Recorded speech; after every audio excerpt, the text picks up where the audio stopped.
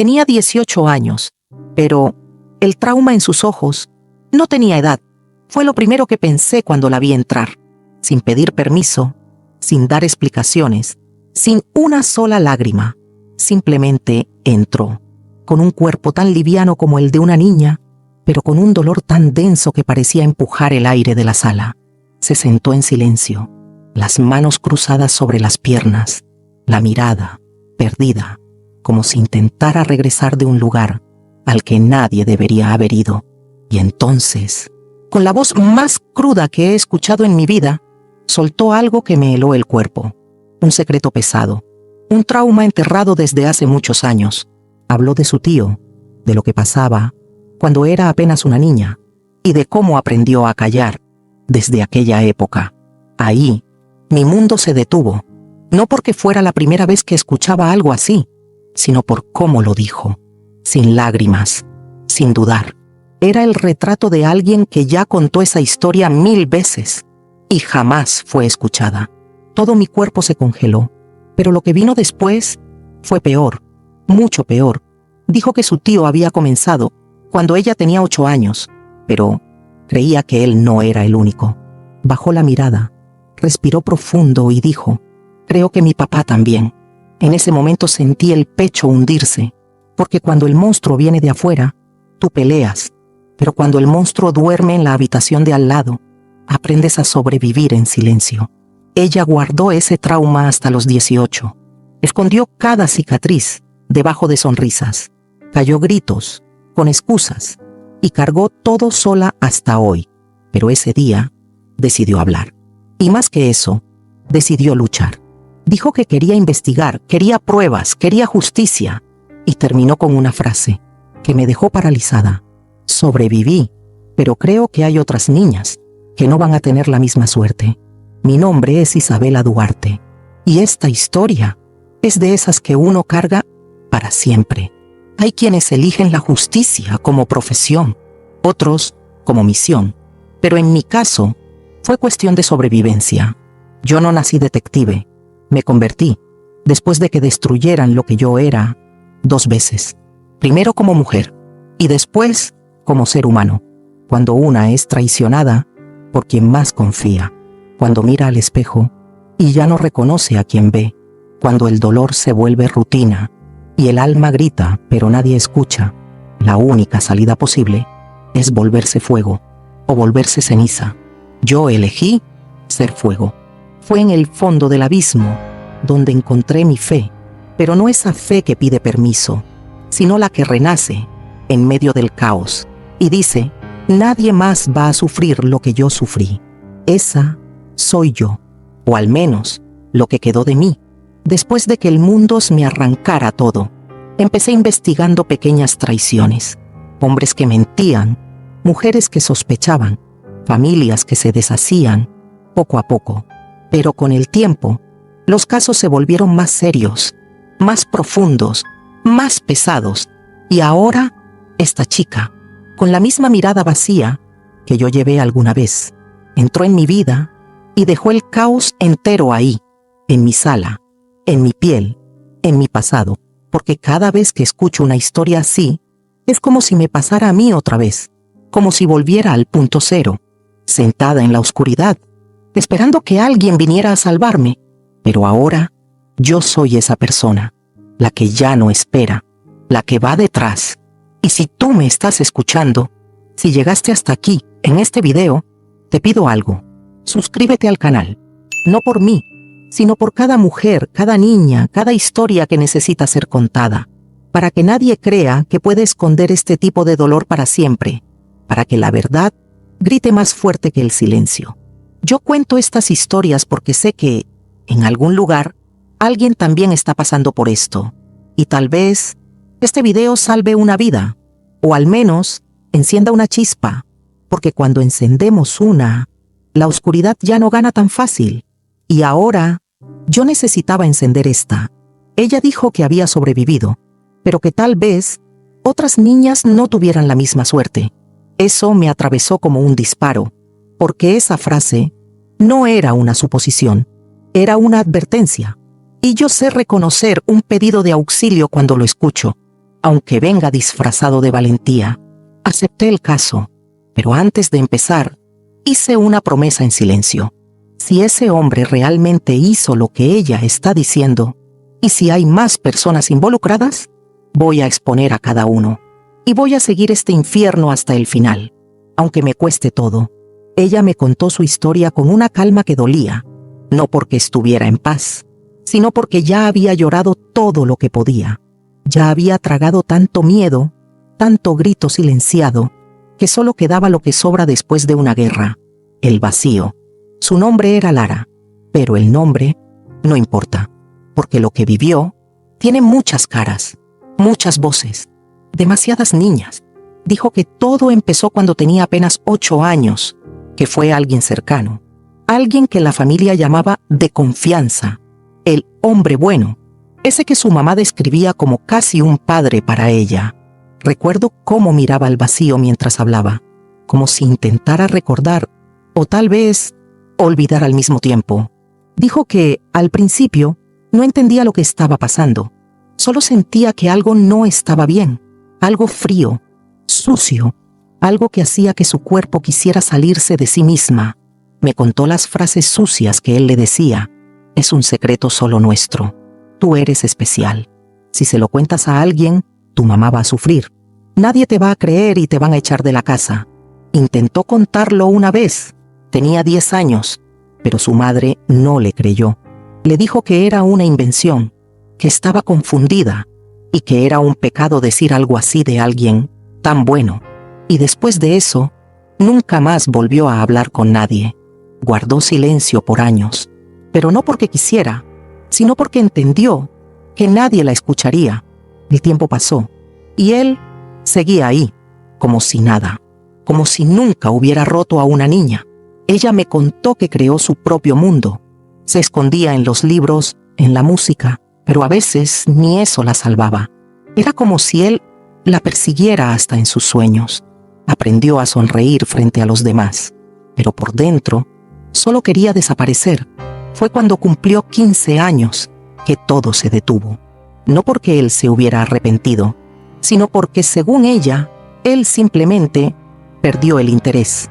Se sintió desechada, como si su valor estuviera en el daño que él podía sacarle. Esas palabras no se me salieron de la cabeza. Tanta crueldad dicha así, en un tono tranquilo, como si ya hubiera sido procesada, pero no sanada. Lo que la trajo hasta mí ahora a los 18 no fue lo que él le hizo a ella, fue lo que ella vio. 2 semanas antes de buscarme, había ido a visitar a su abuela, y mientras caminaba hacia el patio, vio a su tío saliendo de un galpón en el fondo, tomando de la mano a una niña de unos 9 años. La pequeña tenía la mirada baja, caminaba lento, y cuando se cruzó con Lara, se detuvo por un segundo. Solo un segundo, pero fue suficiente. Ella se dio cuenta de que esa mirada era la misma que ella tenía a esa edad, y lo entendió en ese instante. Él nunca se detuvo. Solo cambió de víctima. Empezó a temblar al contarme eso, pero no se detuvo. Siguió detallando todo. Su padre va con él todos los meses a ese lugar, supuestamente para ayudar con las reformas. Pero nadie ha visto ninguna reforma. Ella los escuchó susurrando sobre una casa nueva, un lugar seguro, algo llamado espacio reservado. Vaciló, respiró hondo, y con la voz entrecortada, me dijo que tenía casi la certeza de que su propio padre también le había hecho lo mismo. Pero su mente bloqueó muchas cosas. Solo quedan fragmentos, olores, sonidos. Despierta en la noche con gritos que no sabe si son de ella o de otra niña. Y entonces soltó la frase que cambió todo. Hay más personas involucradas. Hay algo más grande. Y me pidió ayuda para que esa niña que había visto no terminara como ella. O peor. Me quedé en silencio, porque en ese momento no existía palabra que pudiera sostener lo que ella cargaba. Pero por dentro yo ya estaba decidida. Iba a seguir ese rastro hasta el final. Y si era una red, si había más monstruos, los iba a derribar a todos. Porque esa niña era ella, era yo, éramos todas y nadie más. Iba a pasar por eso en silencio. Al día siguiente, Lara volvió a mi oficina. Estaba más firme, todavía afectada. Sí, los ojos hundidos no mentían, pero había algo nuevo en ella. Determinación. Quería enfrentarlo, quería saber y quería hacer algo con todo eso que venía sintiendo desde que tenía 8 años. Después de unos minutos en silencio, me miró y me preguntó, casi afirmando, si quería ver la casa de él. Asentí con la cabeza y dejé en claro lo más importante. No quería exponerla. Su respuesta me sorprendió. Dijo que ya no era una niña. Solo me pidió que fuéramos en mi auto para que él no la viera. Tenía miedo, naturalmente. Me hizo prometer que solo veríamos la casa y luego nos iríamos, le prometí. Y eso me golpeó en el estómago, porque me recordó una verdad dolorosa. Ella todavía era una niña. Mi auto es como yo, discreto por fuera, blindado por dentro, vidrios polarizados, oscuros. Nadie puede ver lo que hay adentro. Hice instalar esa protección después del tercer caso en que fui seguida. Ser detective privada es como cazar monstruos en la oscuridad. Nunca sabes quién o qué te está vigilando. Salimos a las 10:17 de la mañana. El día estaba nublado, lo cual jugaba a nuestro favor. Cuanta menos luz directa, menos detalles se revelan entre sombras, menos posibilidad de ser vistas. Lara se quedó en silencio casi todo el trayecto. Al llegar al barrio, ajustó la visera de su gorra, la bajó hasta casi cubrir los ojos, señaló la segunda casa después de la curva y dijo que era esa. Reducí la velocidad, pasé despacio y estacioné en el auto unos 100 metros más adelante. Apagué el motor y me quedé observando un rato. Suspiré y le pedí a Lara que se quedara dentro del coche, que no bajara los vidrios y que, bajo ninguna circunstancia, se quitara la gorra. Ella simplemente asintió. Abrí la puerta, salí y comencé a caminar lentamente por la acera. Pasé frente allí algunas casas antes de llegar a esa, imponente, portón eléctrico moderno. 2 cámaras visibles, una apuntando hacia la calle y otra hacia la entrada peatonal. Todo muy limpio, muy simétrico, muy calculado. Pero en medio de tanta perfección, había un detalle. Los laterales de la casa estaban rodeados por rejas con pequeños recortes geométricos. Parecían un adorno estético, algo diseñado para decir, aquí no hay nada que ocultar. Pero cuando me acerqué, vi que justo ahí era donde el infierno comenzaba. Entre los huecos de la parte derecha se alcanzaba a ver el patio trasero, y al fondo había algo que no encajaba con la fachada elegante. Un galpón de concreto, sin ventanas, con una puerta de hierro pintada en un tono gris oscuro y opaco, y justo encima de esa puerta, una cámara, apuntando directo a quien se atreviera a acercarse. Otro golpe al estómago, ese tipo de imagen que parece sacada directamente de una pesadilla. Una construcción fría, aislada, escondida detrás de la falsa pureza de la parte frontal de la casa. Volví al auto con el estómago revuelto. Lara me miró antes de que yo dijera una sola palabra. Ella sabía, ya había estado allí. Quizás del otro lado, dentro. Nos quedamos en silencio varios minutos. Yo fingía ajustar el retrovisor. Ella fingía mirar el celular, pero por dentro, yo ya estaba planeando el próximo paso. Y entonces, como un golpe del destino, o tal vez una advertencia divina, él apareció. El portón se abrió lentamente, y de dentro salió un hombre con camisa social celeste, pantalón oscuro y una bolsa negra de basura en las manos. Parecía pesar unos 30 kilos. Caminaba despacio, con la mirada atenta, aunque fingía estar relajado. Era él, Amílcar, el supuesto tío de bien. Avanzó hacia la acera mirando hacia ambos lados, como quien se preocupa por el tráfico. Pero era más que eso. Era vigilancia, era control. Llevaba la bolsa con guantes desechables, lo cual me pareció extraño. Y cuando llegó al contenedor la colocó con cuidado, como quien esconde un secreto. Antes de regresar se quitó los guantes, los dobló con precisión y los guardó en el bolsillo. Y luego, antes de volver a entrar, hizo algo que me quedó grabado. Escupió en el suelo, la misma acera por donde minutos antes había pasado un niño en bicicleta. Ese escupitajo no fue casual. Fue simbólico. Era como si dijera, este territorio es mío, y aquí hago lo que quiero. Entró. El portón se cerró. Grabé toda la escena desde el auto con el zoom activado. Una parte esencial del trabajo de detective es tener siempre la cámara en mano, para no perder ni un solo detalle. Esperé 5 minutos más. Luego encendí el auto, di la vuelta por otra calle y dejé a Lara en su casa. Me fui directo a casa, pensativa. Esa tarde, me senté frente a mi computadora y comencé el verdadero descenso. Busqué registros con su nombre. Rastreé documentos oficiales, propiedades, historiales, socios, movimientos financieros. Y aquí entra un punto que sé que puede sonar extraño para quien lo ve desde fuera. Pero a lo largo de los años, construí puentes, lazos con gerentes de bancos, hombres y mujeres que saben muy bien en lo que se están metiendo cuando aceptan mis solicitudes. ¿Es ilegal? Sí. Si la policía supiera, perdería mi licencia. Incluso podría terminar presa. Pero si yo siguiera solo las reglas, ninguna de las mujeres que ayudé hasta hoy habría escapado de sus monstruos. Esa tarde envié 3 mensajes. 2 gerentes confirmaron que podían ayudarme. Y el tercero ya tenía los datos en la mano. 3 depósitos. Todos por el mismo valor. 9.800. Hechos en fechas distintas pero con el mismo intervalo. 27 días. ¿El destino? Empresas sin sede, con direcciones falsas, vinculadas a nombres que al investigar tenían antecedentes por delitos sexuales, pero que nunca habían cumplido condena. Crucé los datos con el nombre de César, el padre de Lara, y ahí explotó otra bomba. César también había hecho depósitos a una de esas empresas.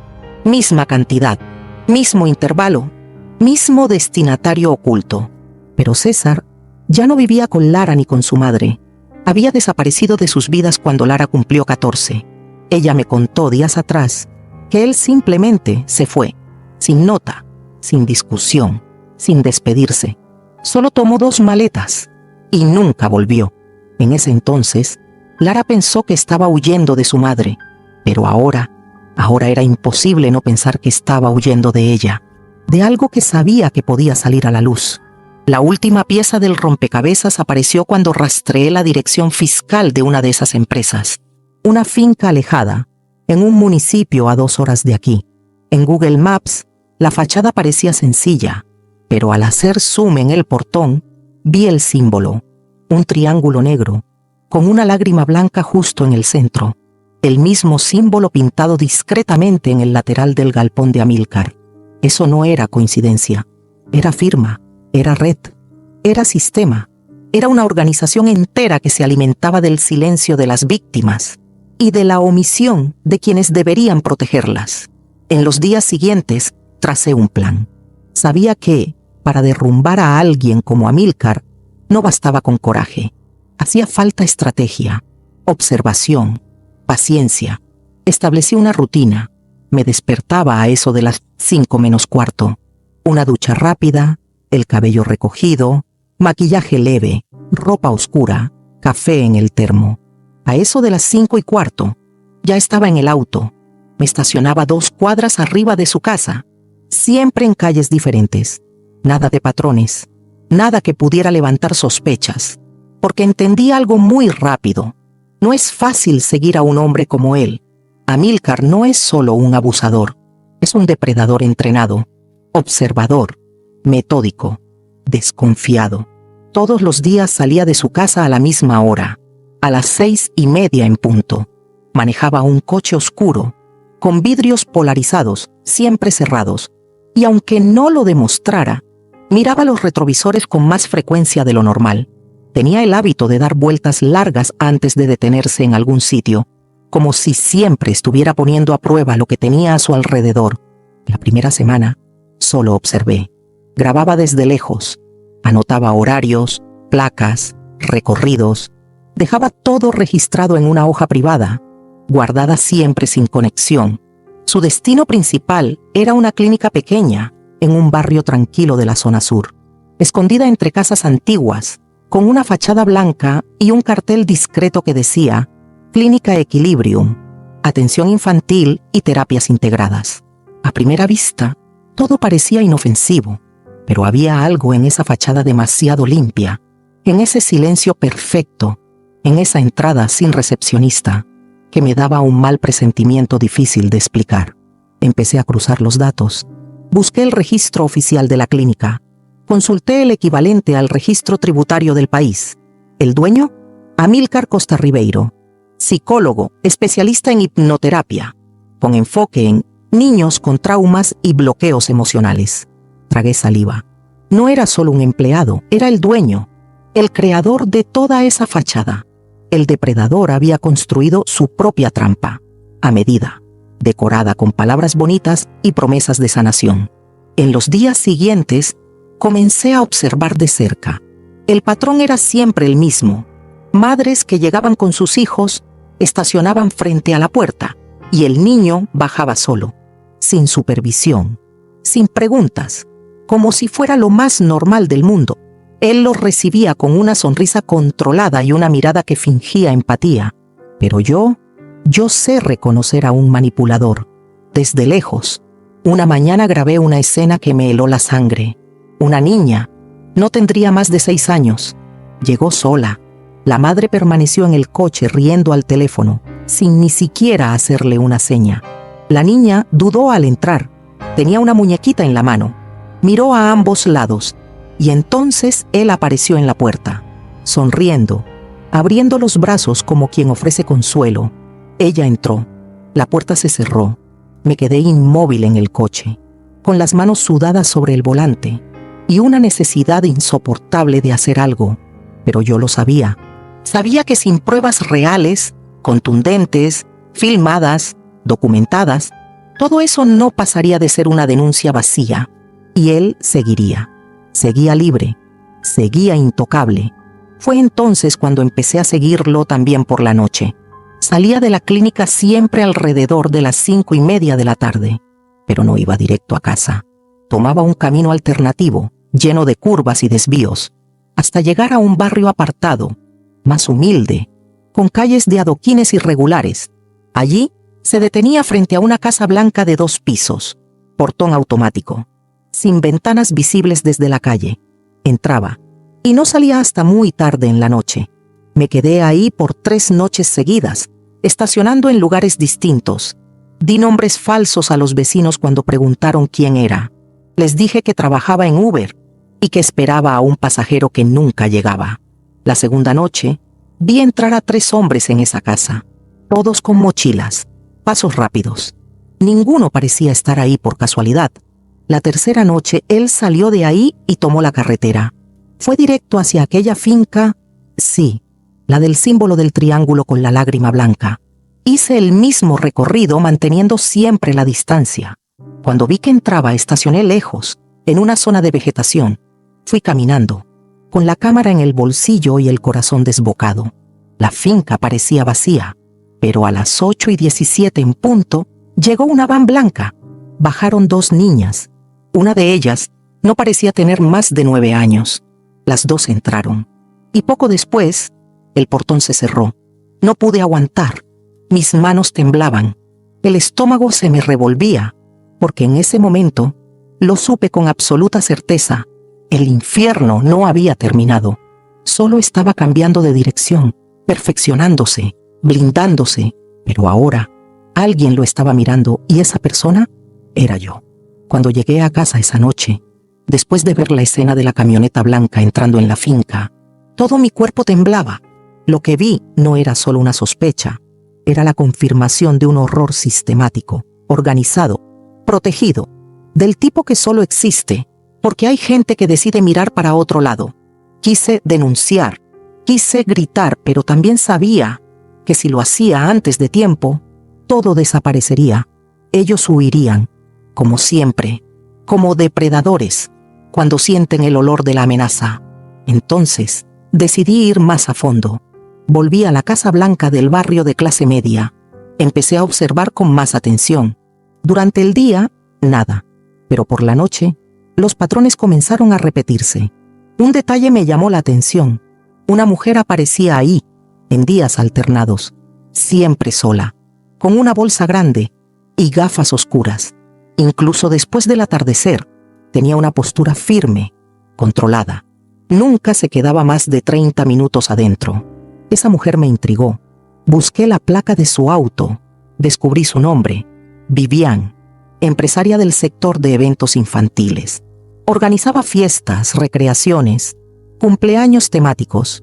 Todo muy limpio, muy perfecto, demasiado ejemplar. Pero en menos de 24 horas, descubrí que había sido denunciada 2 veces por negligencia con menores. Los casos fueron archivados por falta de pruebas. ¿Adivina quién era su abogado? Exacto, el mismo nombre que aparecía en los documentos de la clínica de Amílcar. Conexiones, puentes subterráneos, lazos silenciosos entre monstruos. Empecé a armar el rompecabezas. Vivian no era solo una cómplice, era una pieza clave. Probablemente el acceso, el canal entre niños vulnerables y este sistema enfermo. Pasé 3 noches más vigilando esa casa. Noches frías, largas, con un nudo en la garganta cada vez que algo se movía. En una de esas noches, filmé un auto llegando con 3 niños. Estaban nerviosos, mirando hacia todos lados. La conductora era Vivian. Estacionó, bajó, abrió el portón y los llevó adentro, como si cargara paquetes. Y esa misma noche, capturé algo aún más importante. Vivian salió y frente a la casa hizo una llamada. Me concentré. Usé el micrófono direccional. Grabé partes de la conversación. Decía que los materiales ya habían sido entregados y que esperaba confirmación para el próximo envío. Materiales. Esa palabra me revolvió el estómago, como si esos niños fueran mercancía. Ella subió al auto y se fue. Yo me quedé ahí, con la mano temblando sobre la cámara y una rabia creciendo dentro de mí, como nunca antes había sentido. Esa noche lo supe, con certeza. Vivian era una reclutadora y Amílcar, un distribuidor, y los dos formaban parte de algo más grande, una red de tráfico infantil, de almas, y ahora yo tenía pruebas.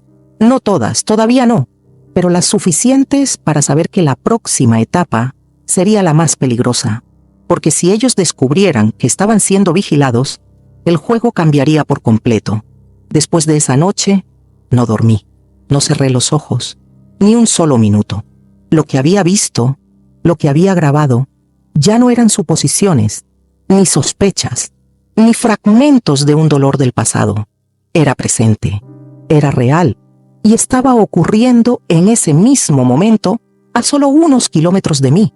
Pero para enfrentar una red como esa, necesitaba más que valor, más que cámaras ocultas. Necesitaba una grieta, un error, un punto débil. Así que comencé a buscar donde todos ellos suelen fallar, en los registros. Este tipo de gente vive en la sombra, pero siempre, siempre deja huellas. Y fue en una de esas huellas que encontré lo que parecía imposible. Empecé por la clínica. Ya sabía que estaba registrada a nombre de Amílcar, pero lo que me llamó la atención fue algo más oculto. En los documentos secundarios, en solicitudes de permisos y licencias, aparecía un nombre como Coordinador de Seguridad Patrimonial. Un nombre común, pero con algo extraño. Lucas Damasceno. Busqué su número de identificación y ahí una alerta encendió todas mis alarmas. El número pertenecía a una persona fallecida, muerta hace 12 años, víctima de un ahogamiento en otro estado. Eso era grave, pero podía ser un error, un homónimo, una equivocación. Seguí investigando. Cruzando los datos de ese Lucas con los documentos de la finca, su nombre también aparecía como administrador de mantenimiento rural. Es decir, el mismo hombre que cuidaba la seguridad de la clínica también se encargaba del mantenimiento del terreno rural, pero el número de identificación seguía siendo de alguien muerto. Fue entonces cuando lo entendí. No era coincidencia, era estrategia. Alguien estaba operando con identidades falsas y tal vez no era solo una persona. Busqué los nombres vinculados a las empresas donde se hacían los depósitos y entonces otro patrón emergió. Personas con historial judicial limpio, sin movimientos financieros durante años, y de repente, recibiendo casi 10.000 reales en ciclos exactos. Investigué una por una. Algunas estaban fuera del país desde hace años. Otras simplemente eran inubicables. Y algunas más también estaban muertas, pero estaban siendo utilizadas como nombres prestados, como identidades falsas, gente con datos personales filtrados, personas que oficialmente ya no podían levantar sospechas, porque, según el sistema, ya no existían. Sentí el piso temblar bajo mis pies, porque eso demostraba que la red iba más allá de la violencia. Era también una máquina para lavar el mal y disfrazarlo de normalidad, una organización de ingeniería social que manipulaba identidades, papeles, vínculos y operaba con una frialdad que daba miedo incluso imaginar quién más podía estar involucrado. En ese punto, decidí investigar al contador responsable por las declaraciones fiscales de una de esas empresas fantasma. No lo hice en persona, solo por medio de registros y cruces de información con el número de registro fiscal. El nombre, Eduardo Bastos, trabajaba con asesoría contable desde hacía más de 20 años. Una empresa pequeña, sin sitio web, sin teléfono directo. Pero hubo un detalle que me hizo congelar. Cuando busqué fotos antiguas del equipo, en redes sociales inactivas y archivos públicos de eventos empresariales, una de las imágenes mostraba a ese contador al lado de un hombre que yo ya había visto antes. No en persona, pero sí en el álbum de infancia de Lara.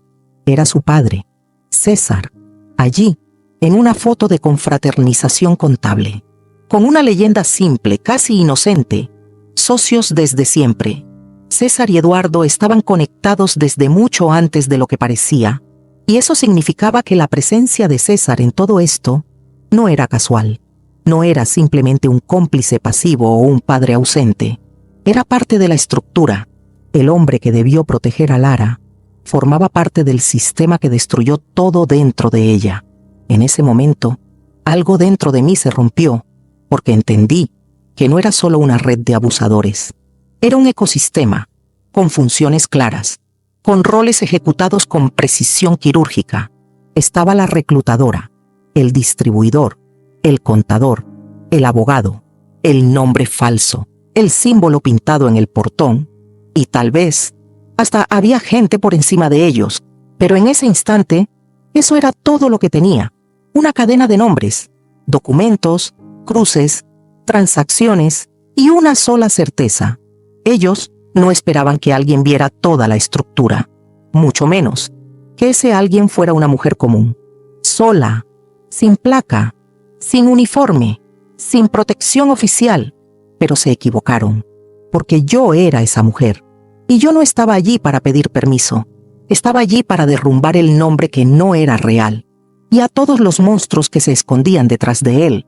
Y quizás fue exactamente eso lo que activó la alarma del otro lado, porque fue esa misma semana cuando el juego cambió, pero no de la forma que yo imaginaba. El martes siguiente, seguí el mismo protocolo. Desperté antes del amanecer, preparé todo en silencio y fui hasta el punto de observación. Nada parecía diferente. El barrio dormía, la clínica seguía cerrada y la Casa Blanca permanecía inmóvil, como una casa muerta. Pero mi cuerpo lo supo antes que mis ojos.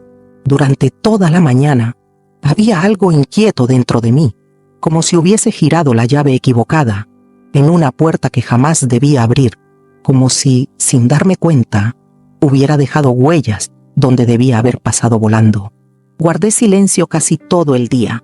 No respondí mensajes, no compartí ningún dato de la investigación, solo respiré y repasé cada detalle, esperando tal vez una señal muda desde algún rincón del universo. Y fue al final de la tarde que lo vi. Me estaban siguiendo. No fue un susto repentino, fue una acumulación de pequeños signos, un reflejo en el retrovisor, un coche negro en la esquina, una curva repetida una vez más. Ese tipo de patrón solo lo reconoces si has vivido bajo tierra, dentro del lado oscuro de la verdad. En la tercera vuelta a la manzana, ese auto aún estaba allí. Vidrios oscuros, distancia constante, ritmo calculado. Y ahí lo entendí. Ya no era solo yo observando. Ahora, yo también era el blanco. Pude haber acelerado. Pude haber escapado por alguna calle sin salida. Pero no reaccioné. Elegí fingir que no vi nada. Jugar el juego como si aún tuviera el control. Y en cierto modo, aún lo tenía. Fui hasta una calle transitada. Entré en un estacionamiento y me quedé dentro del coche. Mirando el retrovisor, el coche negro se detuvo del otro lado. Esperó 2 minutos y luego se fue. Lento, tranquilo, como si dijera, sabemos de ti. Volví a casa con el estómago ardiendo. Revisé todas las cámaras del auto. Busqué rastros en la papelera digital. Analicé los accesos remotos al sistema y entonces lo vi. Una actualización sutil había sido hecha en el sitio web de la clínica Equilibrium. Un ajuste técnico, camuflado en la sección de términos de uso. Pero entre las líneas legales, una frase. La información confidencial compromete la integridad del sistema. Eso no era un aviso legal, era una amenaza, un mensaje cifrado. Y era para mí. En ese instante, supe que sabían que alguien había cruzado la línea, alguien que no debía estar allí, y habían comenzado a rastrear el olor que yo, sin querer, había dejado. Fue entonces cuando tomé la decisión. Agarré el celular, abrí una conversación antigua, una que tenía silenciada desde el año pasado. Era una mujer, muy distinta a mí, pero hecha del mismo material. Dolor, reciclado en furia. Ella era comisaria, una de las pocas en quien confiaba. Sabía quién era yo, sabía que operaba entre las grietas del sistema, y aún así, nunca intentó detenerme, porque entendía que yo no era una justiciera, era una sobreviviente, y que cada caso que enfrentaba era una extensión de mi propia historia. Le mandé un mensaje corto, solo eso. Si desaparezco, empieza por aquí. Y envié las coordenadas de la finca. No pedí ayuda, todavía no. Solo avisé, porque en el fondo yo ya no tenía el control. Era solo otra pieza en movimiento, una más, que ahora estaba siendo cazada. Pero ellos volvieron a equivocarse. Pensaron que me harían temblar con miradas desde el retrovisor, con frases escondidas entre líneas legales, con flores. Sí, con flores. No sabían que yo sí tiemblo, pero no me detengo. Nunca más. Al día siguiente, cuando salí de mi edificio, encontré algo en la puerta. No era una nota. No era una amenaza directa. Era un lirio blanco. Solo. Perfecto. Sin jarrón. Sin nombre. Esa flor tenía un significado. Y yo lo conocía bien. Dentro del lenguaje de la red, el lirio blanco se usa como una marca. Una señal silenciosa. Un símbolo delicado. Un ritual de advertencia. En su idioma, eso era una sentencia. El inicio del juego. El inicio del castigo. Pero se olvidaron de algo. El lirio también representa renacimiento. Y yo estoy hecha de eso. De flores que nacen entre el concreto. En medio de la guerra, ellos pueden seguirme. Pueden vigilar cada paso que doy. Pueden dejar flores mudas en mi puerta. Pero lo único que despiertan en mí es más hambre de justicia y la certeza absoluta de que estoy cerca, muy cerca, porque el cazador solo mira a los ojos de su presa cuando está a punto de escapar. Y esa noche, mientras rompía ese lirio en 2 y lo arrojaba al basurero, una frase resonó en mi cabeza, fuerte, clara, como un eco de todas las voces que me confiaron sus historias. Ahora, el que está siendo observado eres tú. Pasé otra noche sin dormir, y no era solo miedo, era el peso de saber demasiado, y aún así, no saber lo suficiente como para evitar el próximo horror. La imagen del lirio blanco en mi puerta no salía de mi cabeza.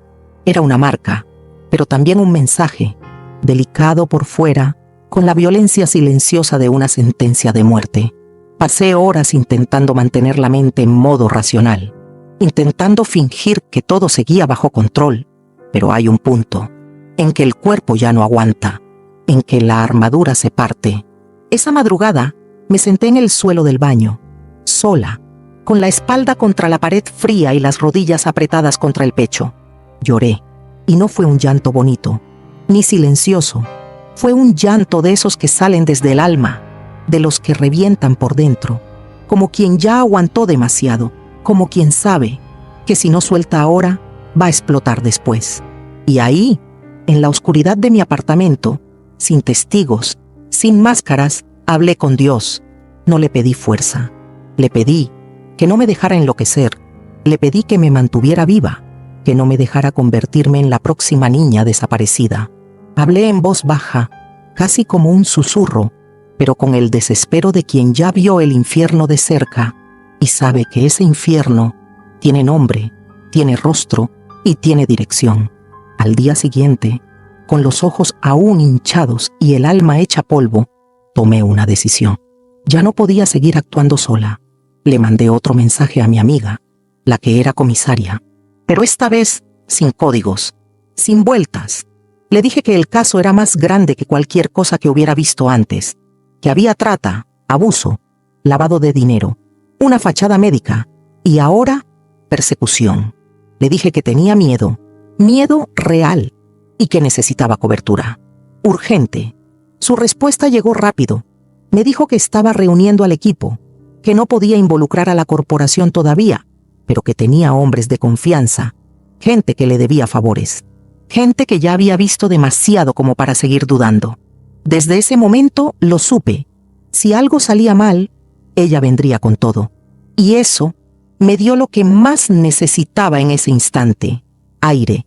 Entonces retomé el enfoque y volví a abrir uno de los archivos que había dejado de lado, por miedo. Miedo a lo que podía encontrar. Era un respaldo digital de un celular descartable, el mismo que capturé con una cámara de largo alcance, cuando Amílcar salió del sobrado y lo dejó en el asiento del coche. Había grabado el modelo, el número, la operadora, y después de días rastreando datos, logré interceptar un paquete de información. No era mucho, pero traía consigo registros de imágenes y mensajes almacenados en la nube. Abrí el material y ahí dejé de respirar. Las primeras fotos parecían normales. Niños sonriendo en fiestas, globos, dulces, nada fuera de lo común. Pero cuanto más bajaba, más se caía la fachada. La ropa desaparecía, los ojos cambiaban. Niños con la mirada vacía, en lugares sin color, sin sonido, sin nadie cerca. La última imagen era de una niña. No debía tener más de 7 años. Estaba sentada sobre una camilla, con moretones en las muñecas, y allí, en la leyenda del archivo, una frase escrita como si fuera lo más normal del mundo. Preparada. Ya sabe que será enviada. Mi cuerpo se congeló. Ahí estaba la respuesta. Ahí estaba el abismo. Las niñas no solo eran traficadas, eran preparadas, torturadas, violadas, quebradas por dentro, para que cuando fueran entregadas no reaccionaran. Las entrenaban para no gritar. Fue en ese momento cuando todo se vino abajo, porque entendí que la trata no era el final del camino, era la etapa final de un proceso monstruoso. El producto entregado era lo que quedaba, y lo que hacían antes era borrar el alma. Vomité, literalmente, ahí mismo, en el suelo de la sala. Después me quedé encogida por más de media hora, porque no toda prueba llega como alivio. Algunas llegan como sentencia, pero ahora yo tenía lo que nadie más tenía: la imagen, la frase, el código, la secuencia. Sabía cómo probarlo y sabía cómo derribarlos, pero tenía que actuar rápido, antes de que ellos se dieran cuenta de que yo había encontrado la última pieza. Llamé a la comisaria. Le dije que era hora de actuar. Ella respondió con firmeza: prepáralo todo. Mañana entramos con la puerta abajo. Esa noche dormí con un crucifijo en la mano, tirada en el suelo con la puerta trancada por dentro, y soñé con la niña de la foto. Me miraba sin decir nada, pero en el sueño, por primera vez, ella sonreía, como si dijera: ahora alguien vio, ahora alguien va a hacer algo. Y me juré, otra vez a mí misma, que lo haría, aunque fuera lo último que hiciera. Y fue con esa promesa grabada en mí, como una cicatriz en el alma, que me levanté al amanecer y comencé a organizar todo, sin margen de error, sin perder tiempo, Era ahora. Le envié el material a mi amiga comisaria. Usé un sistema cifrado y puse todo ahí. Los videos, las imágenes, las frases que desmontaban la fachada y la niña, con la mirada apagada, sentada en la camilla, con marcas en las muñecas. Ella respondió en menos de 10 minutos. Refuerzo activado. Equipo táctico ya en camino. Tú vienes, pero estarás protegida. Nos vemos en 30.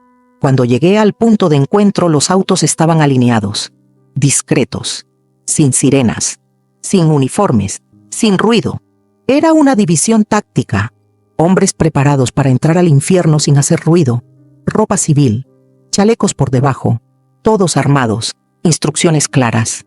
Entrada silenciosa, incautación inmediata, protección de las víctimas por encima de todo. La comisaria se acercó. Me miró con esos ojos firmes de quien ya ha visto demasiado. Me dijo que yo me quedaría afuera, con 2 de sus hombres de confianza. Ellos cuidarían de mi seguridad. Solo podría entrar después, si ella lo autorizaba, y solo junto a ella. Cuando, y sí, era seguro. Asentí con la cabeza. Sabía que era lo correcto. Yo no era policía, no formaba parte del protocolo, pero era testigo. Y necesitaba verlo con mis propios ojos. El reloj marcaba las 9:12 de la noche cuando entraron a la clínica. Luz baja, sin alarma. Entraron por 3 puntos distintos. Cerraron salidas. Actuaron con precisión. Yo estaba afuera, en la oscuridad, detrás de un árbol, con 2 agentes a mi lado, ambos atentos a cualquier movimiento extraño. El tiempo ahí parecía doblarse. El radio sonaba bajito. Las voces venían cortadas, pero bastó escuchar el primer zona segura para saber. Habían encontrado lo que necesitaban. 15 minutos después la comisaria salió de la clínica. Me miró directo, hizo una seña con la cabeza y me llamó.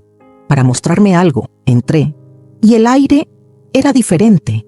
Un olor a desinfectante mezclado con polvo y algo más. Algo que me revolvió el estómago. Al fondo de la clínica, una sala pequeña, trancada, con juguetes rotos, colchones sucios y restos de ropa infantil. En la pared, una cámara. En el suelo, un osito de peluche marrón grande, sucio, abandonado. La comisaria me llevó a un lado. Tenía los ojos húmedos, pero no desvió la mirada. Me dijo que cruzaron los archivos de la clínica con la base de datos de la policía. 12 nombres. Niños desaparecidos en los últimos 3 años. Todos habían pasado por ese lugar. Mi cuerpo se congeló. 12. No eran solo números, eran vidas. Gritos ahogados, cuerpos borrados de la rutina de una sociedad ciega.